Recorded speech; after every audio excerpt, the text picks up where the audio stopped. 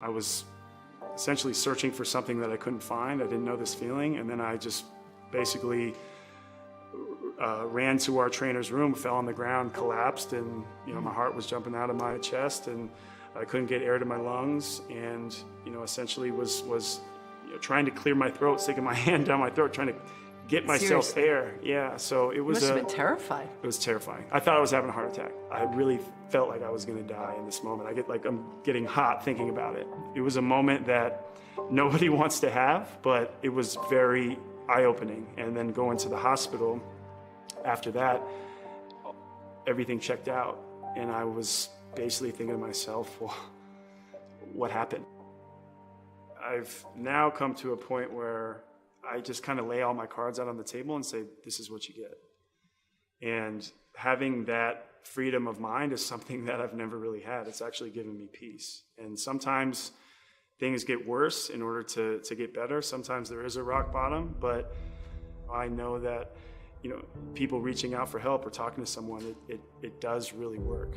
And for so long I put that off, thinking I didn't need it, because that was my playbook when I was young, is to suppress it and be a man. And I think the masculinity thing is kind of misleading in a lot of ways, because when that's ingrained in your mind in an early age, you feel that way throughout. I wish I would have had the presence of mind earlier on to face these things, but sure. I think everybody has their moment, their aha moment, or that moment where they're able to come forward with these type of things. So now I'm going to ask you what everyone wants to know. What's LeBron doing during this time? Well, I remember the first thing he said to me after that came out was that he shook my hand on the back of the bus and kind of let everybody get off, and he said, you really helped a lot of people today. You helped a lot, not only a lot of kids, but you helped a lot of people. So that was a special moment, but I couldn't go a few minutes without another person in that community I talk about coming forward and saying, hey, this is my experience and I want to share this with you. So it was a way of seeing a lot of people are being vulnerable, mm-hmm. and also sharing these experiences and having that community and saying we need to beat down this stigma together.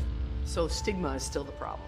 There's still plenty of guys that have issues, and they don't need to come forward to me or to you, right. But they do need to get the help. But there are players out there that think you're soft because you did this. They think DeMar's soft. They're going to think everybody that comes forward is soft. What do you say to them?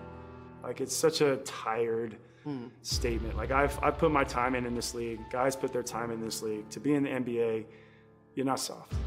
And to come forward with this, it's, like I said, that's tired, it's outdated, and it actually, in the end, is probably, for me, it was the best thing I did, and it's only going to help you moving forward. And it doesn't just mean basketball players or anywhere in sports. This is an everyone and every human thing.